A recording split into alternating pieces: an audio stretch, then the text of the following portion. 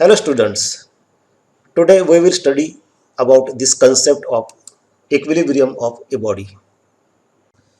In physics, there are various types of equilibriums.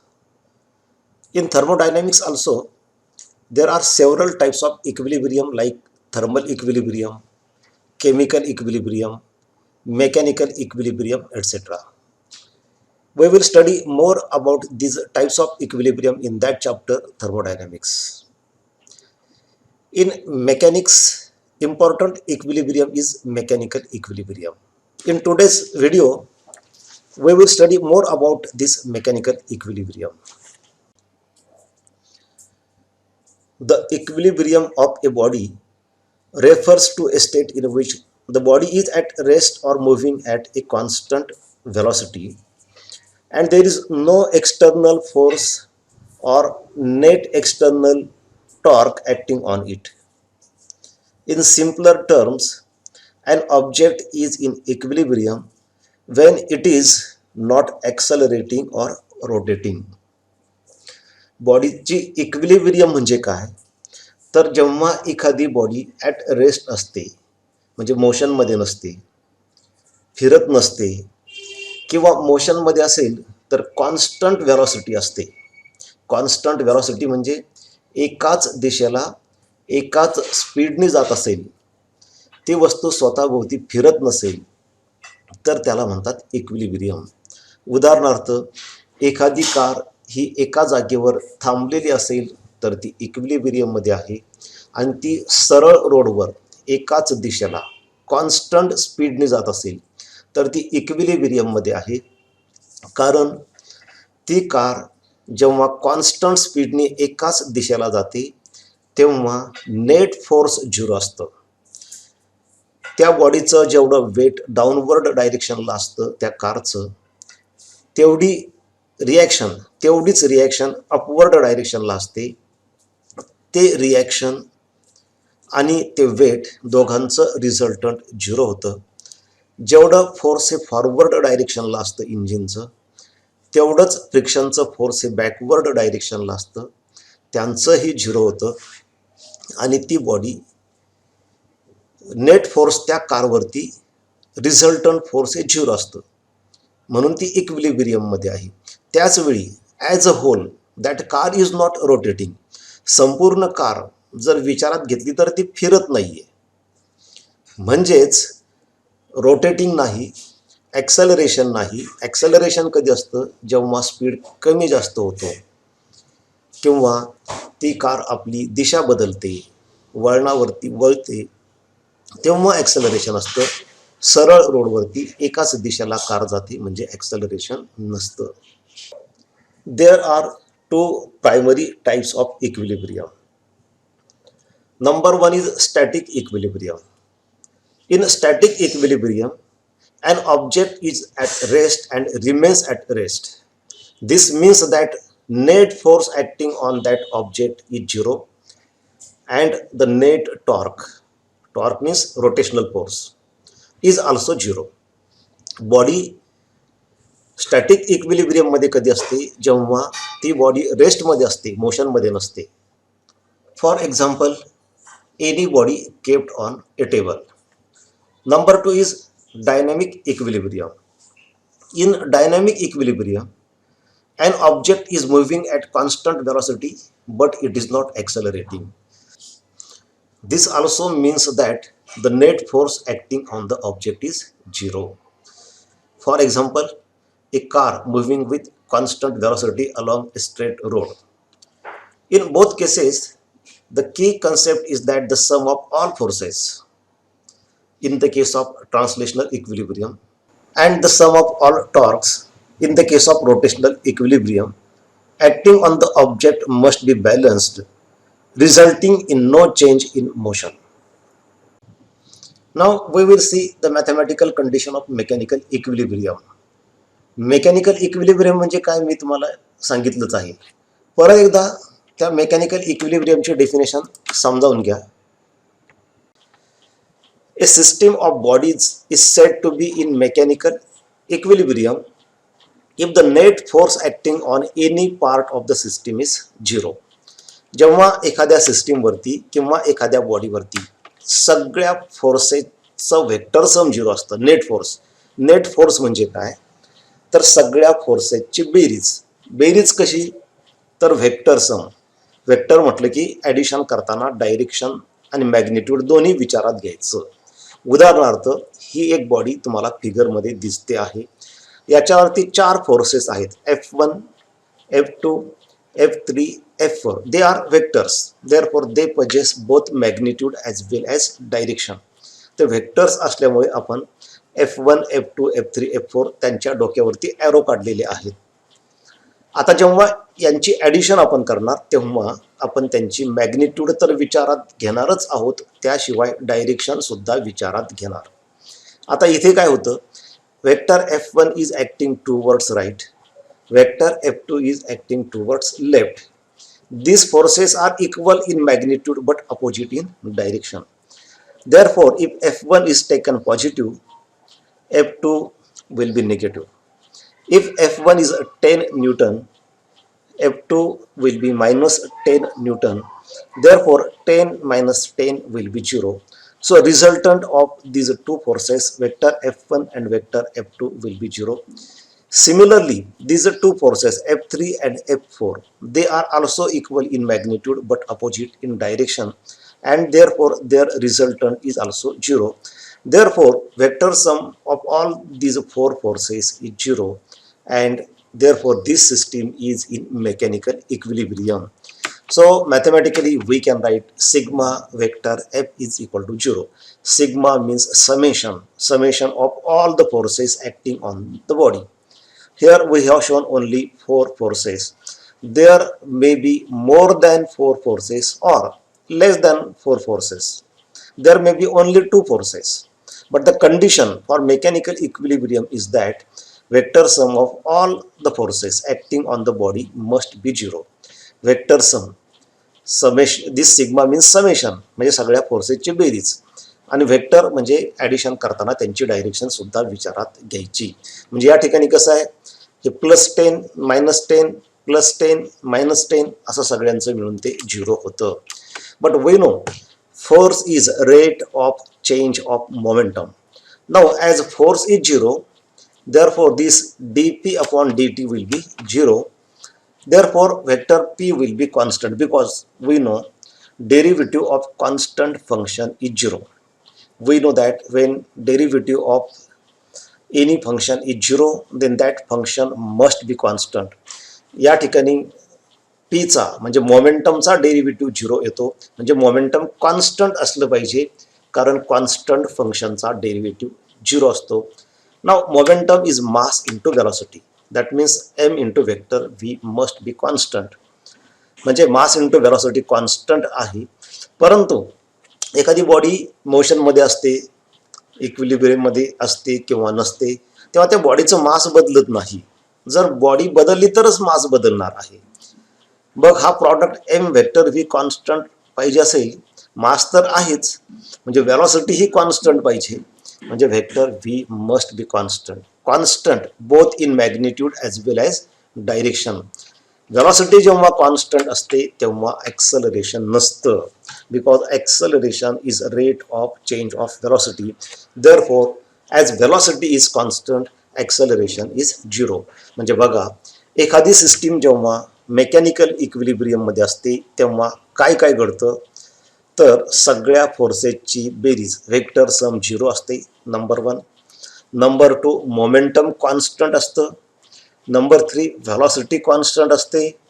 And number 4, acceleration 0 असतं. म्हणजे ती body मोशनमध्ये असू शकेल, परंतु मोशन म्हणजे रेस्टमध्येच पाहिजे असं नाही, मोशनमध्ये असू शकते, व्हेलॉसिटी त्या बॉडीला असू शकते, परंतु ती व्हेलॉसिटी कॉन्स्टंट पाहिजे, म्हणजे एक समान गतीनं एकाच दिशेला गेली पाहिजे, डायरेक्शन सुद्धा नाही बदलली पाहिजे. अशा वेळेस त्या बॉडीमध्ये ॲक्सलरेशन नसतं. तर हे झालं मेकॅनिकल इक्विलिब्रियम. ॲक्च्युअली हे ट्रान्सलेशनल इक्विलिब्रियम आहे. जेव्हा नेट फोर्स 0 असतं तेव्हा ती बॉडी ट्रान्सलेशनल इक्विलिब्रियममध्ये असते. या ठिकाणी जर टॉर्क असतं फोर्सच्या जागी, आणि नेट टॉर्क जेव्हा 0 असतं तेव्हा ती बॉडी रोटेशनल इक्विलिब्रियममध्ये असते. दोन्हीही ट्रान्सलेशनल आणि रोटेशनल दोन्हीही शेवटी ते मेकॅनिकल इक्विलिब्रियमच आहेत. नाव what are the different types of equilibrium. इक्विलिब्रियमचे वेगवेगळे प्रकार काय आहेत ते आता या ठिकाणी समजावून घ्या. Number 1 is stable equilibrium. What do you mean by stable equilibrium? A system is said to be in stable equilibrium if potential energy of the system is at its local minimum. म्हणजे एखादी system एखाद्या ठिकाणी ठेवलेली असेल, एखादी body, तर ती stable equilibrium मध्ये कधी असते, तर त्या ठिकाणी त्याच्या आजूबाजूच्या तुलनेमध्ये पोटेन्शियल एनर्जी मिनिमम म्हणजे सर्वात कमी असेल तर. For example, here in this figure, the ball in figure is most stable and is said to be in stable equilibrium. म्हणजे या ठिकाणी हा बॉल जो आहे, असं समजा की ग्राउंडवरती एक खड्डा आहे मोठा अशा आकाराचा, आणि त्या खड्ड्यामध्ये बॉल पडलेला आहे, तेव्हा तो मोस्ट स्टेबल आहे आणि तो अशा वेळेस त्या बॉडीला स्टेबल इक्विलिब्रियम म्हणतात. इक्विलिब्रियमच्या सगळ्या कंडिशन्स हे बॉल सॅटिस्फाय करतं. काय कंडिशन्स आहेत?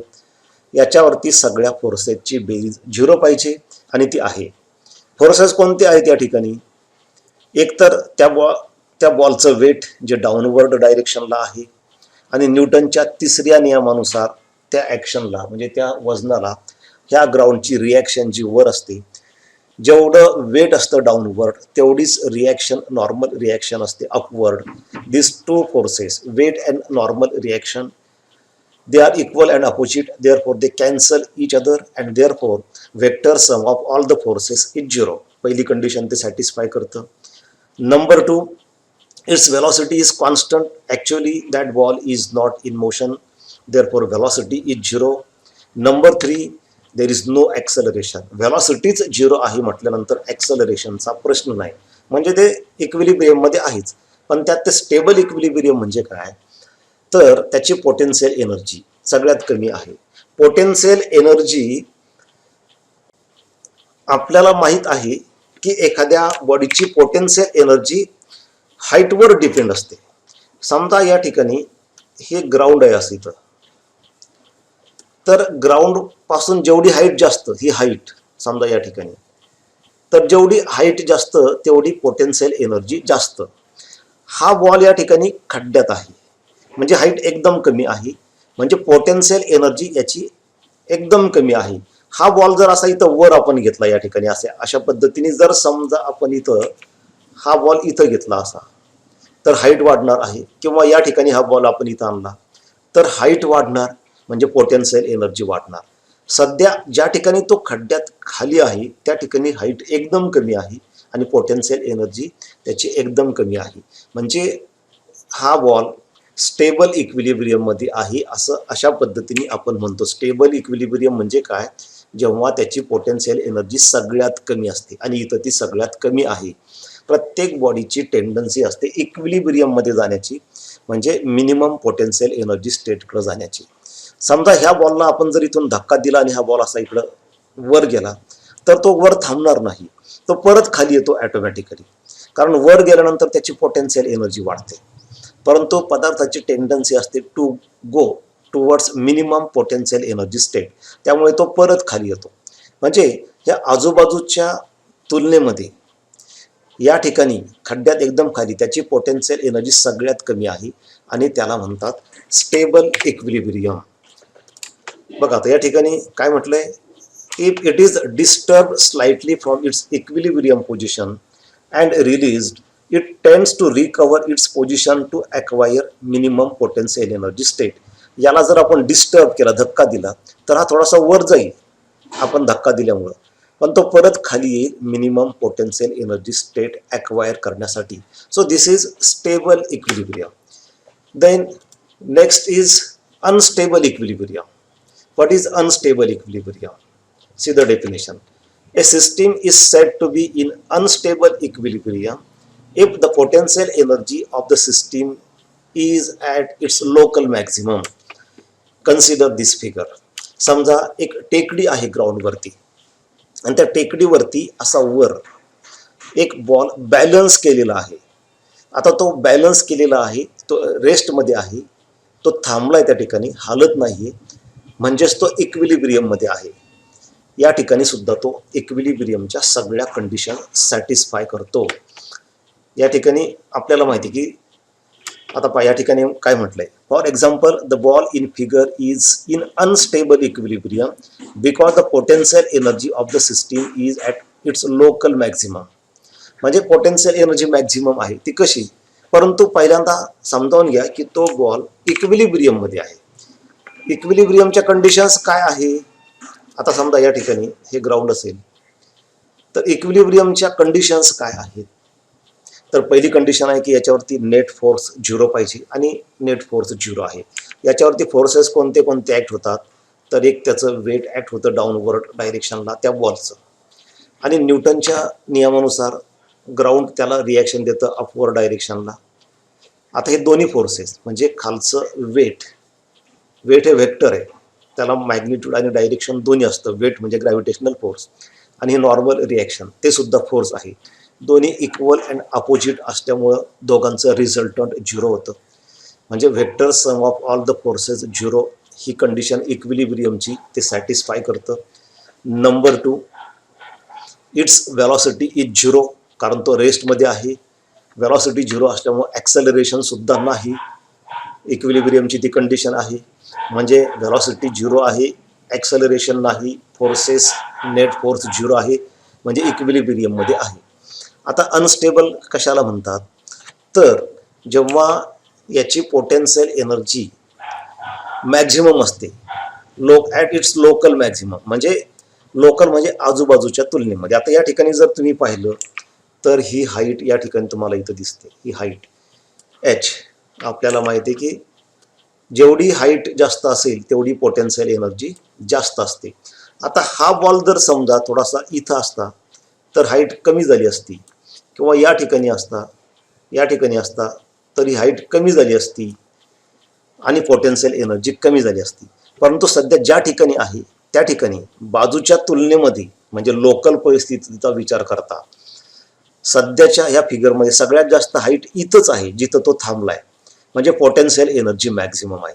परंतु स्टेबल येतो इक्विलिब्रियममध्ये, परंतु अनस्टेबल इक्विलिब्रियममध्ये येतो. याला अनस्टेबल इक्विलिब्रियम का म्हणायचं, कारण बघा आता या ठिकाणी सांगितले की अनस्टेबल इक्विलिब्रियम म्हणजे आता याला जर आपण थोडासा धक्का दिला, काय म्हटले बघा या ठिकाणी, आता if it is slightly disturbed from its equilibrium position it moves further from that position to acquire minimum potential energy state.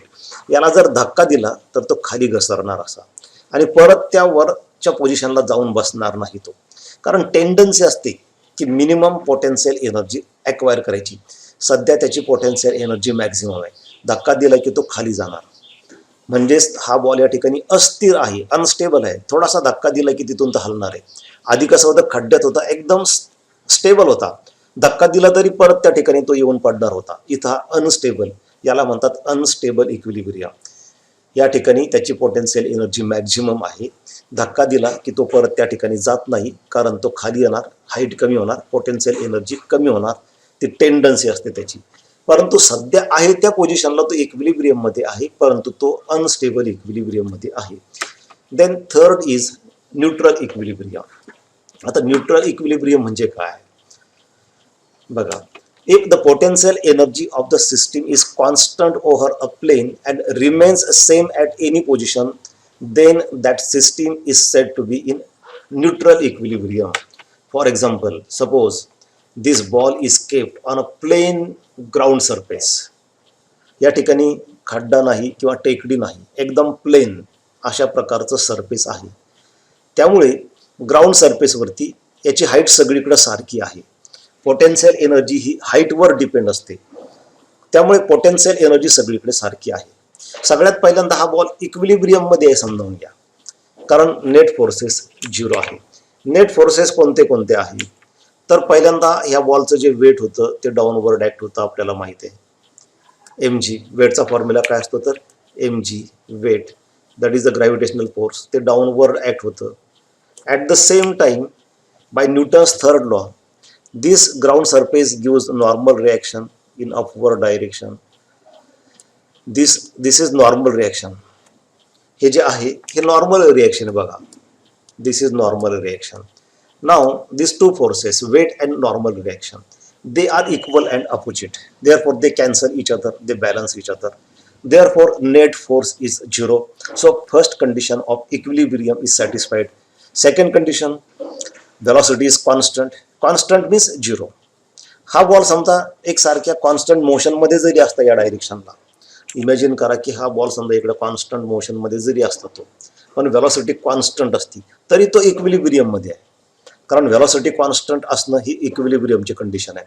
Velocity constant असेल तर ॲक्सेलरेशन नसतं. म्हणजे इक्विलिब्रियमच्या ह्या कंडिशन सगळ्या सॅटिस्फाय करतं.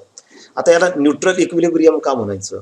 कारण हा बॉल जर समजा आपण या ठिकाणाहून थोडासा इकडं समजा इथं आपण हलवला, त्या बॉलला आपण समजा या ठिकाणी आणलं, इथं अशा पद्धतीने आणलं, तरी पोटेन्शियल एनर्जी त्याची तेवढीच राहणार आहे. याला थोडा धक्का दिला की त्या ठिकाणी तो जाऊन थांबेल.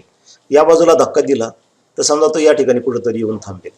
पण त्या जिथं जाऊन थांबेल तिथंच राहील, तो परत त्या मूळच्या जागेवर जाणार नाही. आधी कसं होतं, स्टेबल इक्विलिब्रियम मध्ये धक्का दिला की तो परत त्या जागेवर येऊन थांबायचा. अनस्टेबल मध्ये कसं होतं, धक्का दिला की दुसरीकडे जायचा, तो जिकडे त्याला पोटेन्शियल एनर्जी कमी मिळेल तिकडं, एक विशिष्ट जागेवर थांबत नव्हता.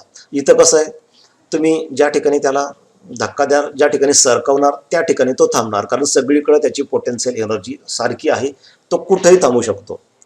तसं आधीच्या दोन कंडिशनमध्ये नव्हतं, ते बॉल कुठेही थांबू शकत नव्हते. या ठिकाणी हा बॉल ह्या सरफेसवर कोणत्याही पोझिशनला थांबू शकतो, सगळीकडे पोटेन्शियल एनर्जी सारखी आहे. अशी जी इक्विलिब्रियम असते त्याला म्हणतात न्यूट्रल इक्विलिब्रियम. या ठिकाणी पहा, for example the ball in above figure is in neutral equilibrium because even if the ball is disturb it remains in equilibrium at practically any position. अशा प्रकारे तीन इक्विलिब्रियम आपण पाहिलेले आहेत. नाव मॅथमॅटिकल कंडिशन फॉर इक्विलिब्रियम म्हणजे पहा, समजा आपण तीन प्रकारच्या कंडिशन्स पाहिलेल्या आहेत. ही स्टेबल इक्विलिब्रियम आहे. या ठिकाणी समजा आता कल्पना करा की एक्स ॲक्सिस इकडं हा पोझिशन दाखवतो बॉलची. आता हे जी विशिष्ट व्हॅल्यू एक्सची आहे तो बॉल खड्ड्यामध्ये आहे. एक्स वाढलं की तो बॉल खड्ड्याच्या वर यायचा प्रयत्न करतो, किंवा एक्स कमी झालं तरी तो बॉल असा वर यायचा प्रयत्न करतो. आणि वाय ॲक्सिसवर आपण पोटेन्शियल एनर्जी घेतली. तर या ठिकाणी आपल्याला माहीत आहे की पोटेन्शियल एनर्जी हाईटवर डिपेंड असते. या ठिकाणी हाईट कमी आहे म्हणजे या ठिकाणी पोटेन्शियल एनर्जी सगळ्यात कमी आहे, आणि जसा जसा हा बॉल वर जाईल तेव्हा पोटेन्शियल एनर्जी वाढेल. हे स्टेबल इक्विलिब्रियम आहे. इथं धक्का दिला की तो बॉल हलणार, परंतु परत त्याच ठिकाणी येऊन थांबणार. हे स्टेबल इक्विलिब्रियम. त्याच्यानंतर हे अनस्टेबल इक्विलिब्रियम आहे. इथे पोटेन्शियल एनर्जी मॅक्झिमम आहे या ठिकाणी, आणि हे अनस्टेबल आहे कारण याला थोडासा आपण धक्का दिला, डिस्टर्ब केलं की तो जागा सोडतो आणि खाली येतो, जिथं त्याला पोटेन्शियल एनर्जी कमी मिळेल त्या ठिकाणी तो येऊन थांबेल. असा मध्ये कुठेही तो थांबू शकत नाही. आणि तिसरं जे आहे ते न्यूट्रल इक्विलिब्रियम आहे. या ठिकाणी ह्या बॉलला सगळ्याच पोझिशन सारख्या आहेत, तसं वरच्या दोन केसमध्ये नाही. याला तुम्ही थोडं कुठेही सरपा, कुठेही ठेवा, तो तिथं इक्विलिब्रियममध्ये राहील. कुठेही ठेवा तुम्ही, या बॉलला उचलून कुठेही ठेवा, तो तिथं राहील. तसं या वरच्या दोन केसमध्ये नाही. तुम्ही इथं ह्या बॉलला असं मध्ये स्थिर बॅलन्स करू शकत नाही, किंवा ह्या बॉलला इथं असं मध्ये बॅलन्स करू शकत नाही. आता इक्विलिब्रियमच्या मॅथमॅटिकल कंडिशन्स काय आहेत? If the potential energy function of the system is non, म्हणजे पोटेन्शियल एनर्जी कशी बदलते एक्सनुसार किंवा वायनुसार, हाईटनुसार आणि पोझिशननुसार. म्हणजे उदाहरणार्थ की बाबा तुम्हाला एखादं असं आपण पोटेन्शियल एनर्जीचं सांगितलं की potential energy you is given by, समजा असं कल्पना करा की potential energy you is given by 3x² plus 2x plus y². म्हणजे अशा पद्धतीचं फंक्शन आहे की याचा अर्थ काय माहिती आहे का, एक्स म्हणजे ही पोझिशन डावीकडं उजवीकडं, या ठिकाणी तिन्ही ठिकाणी हा बॉल समजा इकडं उजवीकडं सरकला, डावीकडं सरकला, समजा हा बॉल इकडं आला असा, किंवा हा बॉल असा इकडं खाली आला, तर पोटेन्शियल एनर्जी एक्सनुसार चेंज होते, किंवा वायनुसार म्हणजे वर खाली गेला वाय ॲक्सिसवर.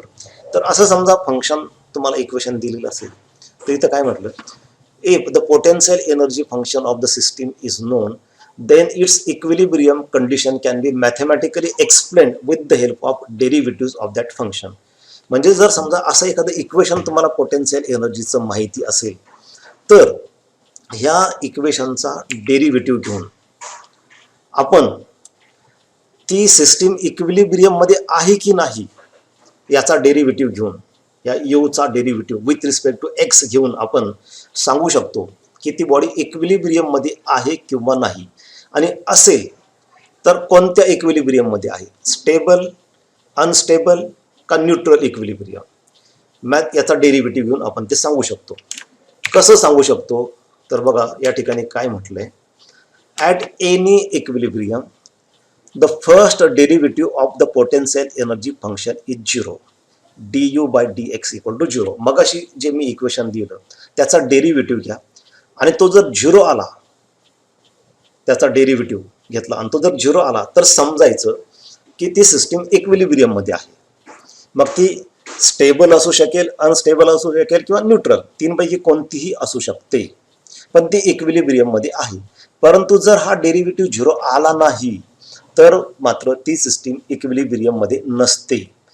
म्हणजे डेरिव्हेटिव्ह झिरो आल्यानंतर इक्विलिब्रियम मध्ये का असते तर बघा du बाय dx म्हणजे काय, तर आपण या ठिकाणी y ॲक्सिस वरती u घेतलं आणि x ॲक्सिस वरती x आहे, पोझिशन आहे. तर du बाय dx म्हणजे स्लोप दाखवतो, हे तुम्ही मॅथमॅटिक्स मध्ये शिकता. आता या ठिकाणी स्लोप, आपण एखाद्या पॉइंटला स्लोप काढायचा असेल तर तिथं टँजंट काढतो. म्हणजे समजा या पॉइंटला आपल्याला इथं जिथं सध्या स्टेबल इक्विलिब्रियम मध्ये बॉल दिसतो तिथला स्लोप काढायचा असेल तर तिथं टँजंट काढा. हा अशा पद्धतीने तुम्ही टँजंट काढला तर त्या टँजंटचा स्लोप तो असतो du बाय dx, आणि ते असतं du बाय dx म्हणजे यूचा डेरिव्हेटिव्ह. आता हा स्लोप बघा, तुम्हाला हा टँजंट हॉरिझॉन्टल दिसतो आणि एक्स वाय ग्राफमध्ये हॉरिझॉन्टल लाईनचा स्लोप नेहमी झिरो असतो. त्यामुळं स्टेबल इक्विलिब्रियम मध्ये असेल बॉडी तर त्या ठिकाणी आपण टँजंट काढणार, तो स्लोप दाखवणार, तो यूचा डेरिव्हेटिव्ह दाखवणार, तो झिरो येणार कारण टँजंट हा आडवा आहे, हॉरिझॉन्टल लाईनचा स्लोप झिरो असतो. इथं सुद्धा बघा तुम्ही हे du बाय dx काढायचं असेल म्हणजे पोटेन्शियल एनर्जीचा डेरिव्हेटिव्ह काढायचा असेल विथ रिस्पेक्ट टू एक्स, म्हणजेच या ठिकाणी तुम्हाला टँजंट काढावं लागेल त्या पॉईंटला. इथं जरी टँजंट काढला तरी तो हॉरिझॉन्टल येतो, त्यामुळे त्याचा स्लोप सुद्धा झिरोच येणार, त्यामुळे du बाय dx सुद्धा झिरोच येणार. आणि इथं सुद्धा स्लोप काढायचा असेल तर तो स्लोप सुद्धा, ती लाईन सुद्धा, तो टँजंट सुद्धा हॉरिझॉन्टलच येतो, त्यामुळे du बाय dx झिरो येतो. त्यामुळे कोणतीही इक्विलिब्रियम असू द्या, समजा तुम्हाला यूचा फॉर्म्युला माहीत असेल, इक्वेशन माहीत असेल, तर त्याचा डेरिव्हेटिव्ह घेऊन तुम्ही ती सिस्टीम इक्विलिब्रियम मध्ये आहे किंवा नाही ते सांगू शकता. आता कोणती इक्विलिब्रियम मध्ये असेल ते नाही सांगता येणार, परंतु डेरिव्हेटिव्ह झिरो आला की ह्या तीनपैकी कोणत्या तरी एका इक्विलिब्रियम मध्ये आहे. पण डेरिव्हेटिव्ह झिरो आला नाही तर इक्विलिब्रियम मध्ये नाही. परंतु मग समजा डेरिव्हेटिव्ह झिरो आला, आता कसं ओळखायचं की स्टेबल आहे की अनस्टेबल इक्विलिब्रियम आहे की न्यूट्रल इक्विलिब्रियम आहे, तर त्यासाठी त्याचा सेकंड ऑर्डर डेरिव्हेटिव्ह घ्यायचा.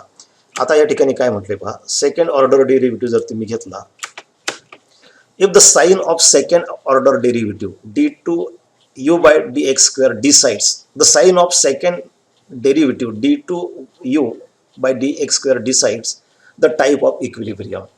It is positive at stable equilibrium, negative at unstable equilibrium and zero at neutral equilibrium. बघा विद्यार्थी मित्रांनो, मॅथमॅटिक्समध्ये तुम्ही मॅक्झिमा आणि मिनिमाच्या कंडिशनसाठी स्टडी करता. जेव्हा एखादं फंक्शन, बघा ह्या पहिल्यामध्ये काय सांगितलं की यू हे फंक्शन आहे, ह्या फंक्शनचा डेरिव्हेटिव्ह झिरो कधी असतो तर तीन कंडिशनमध्ये. एक तर ते फंक्शन कॉन्स्टंट पाहिजे या तिसऱ्या ग्राफमध्ये दाखवल्याप्रमाणे, किंवा ते मॅक्झिमम पाहिजे या अनस्टेबल इक्विलिब्रियम प्रमाणे, किंवा मिनिमम पाहिजे या स्टेबल इक्विलिब्रियम प्रमाणे डेरिव्हेटिव्ह झिरो असतो. परंतु तुम्ही सेकंड ऑर्डर डेरिव्हेटिव्ह घेतला d2, सेकंड डेरिव्हेटिव्ह घेतला d2u बाय dx स्क्वेअर, तुम्ही मॅथमॅटिक्समध्ये शिकता की लोकल मॅक्झिमा असेल तर d2u by dx square less than zero असतं, म्हणजे निगेटिव्ह असतं. आणि लोकल मिनिमा असेल पहिल्या फिगरमध्ये दाखवल्याप्रमाणे, तर second order derivative d2u by dx square हा पॉझिटिव्ह असतो, ग्रेटर दॅन झिरो असतो. म्हणजे इथं काय म्हटलं पहा, it is positive at stable equilibrium. हा second order derivative stable equilibrium इथं आहे, तो पॉझिटिव्ह असतो इथं. कारण कंडिशन आहे लोकल मिनिमाची कंडिशन आहे की सेकंड ऑर्डर डेरिव्हेटिव्ह हा मिनिमा या ठिकाणी, कारण पोटेन्शियल एनर्जी मिनिमम आहे. तर मिनिमाची कंडिशन आहे की सेकंड ऑर्डर डेरिव्हेटिव्ह पॉझिटिव्ह असतो. म्हणून या ठिकाणी it is positive at stable equilibrium, negative at unstable equilibrium. मॅथमॅटिक्समध्ये आपण शिकतो या ठिकाणी हा लोकल मॅक्झिमा आहे, कारण या ठिकाणी पोटेन्शियल एनर्जी मॅक्झिमम आहे. कंडिशन काय आहे, तर लोकल मॅक्झिमाची कंडिशन आहे function derivative second order derivative of that function is negative unstable इक्विलिब्रियमसाठी. म्हणजे या ठिकाणी याचा derivative second order derivative negative असतो. आणि या ठिकाणी हे कॉन्स्टंट फंक्शन आहे, कॉन्स्टंट फंक्शन असेल तर त्याचा सेकंड ऑर्डर डेरिव्हेटिव्ह 0 असतो. इथं स्टेबल इक्विलिब्रियममध्ये काय होतं, पोटेन्शियल एनर्जी एकदम मिनिमम आहे. बॉल तुम्ही इथून दुसरीकडे सरकवायचा प्रयत्न केला तर पोटेन्शियल एनर्जी वाढणार आहे. म्हणून डेरिव्हेटिव्ह पॉझिटिव्ह या ठिकाणी पॉझिटिव्ह म्हटलंय. It is positive at stable equilibrium. आणि या ठिकाणी काय म्हटलंय, अनस्टेबल इक्विलिब्रियममध्ये इथं पोटेन्शियल एनर्जी मॅक्झिमम आहे. तुम्ही तो बॉल तिथून हलवला तर पोटेन्शियल एनर्जी कमी होणार आहे, म्हणून निगेटिव्ह ॲट अनस्टेबल इक्विलिब्रियम म्हटलंय. आणि या ठिकाणी बॉल कुठंही हलवला तर पोटेन्शियल एनर्जी बदलणारच नाही, म्हणून चेंज होतच नाही, म्हणून सेकंड ऑर्डर डेरिव्हेटिव्ह 0 म्हटलंय ॲट न्यूट्रल इक्विलिब्रियम.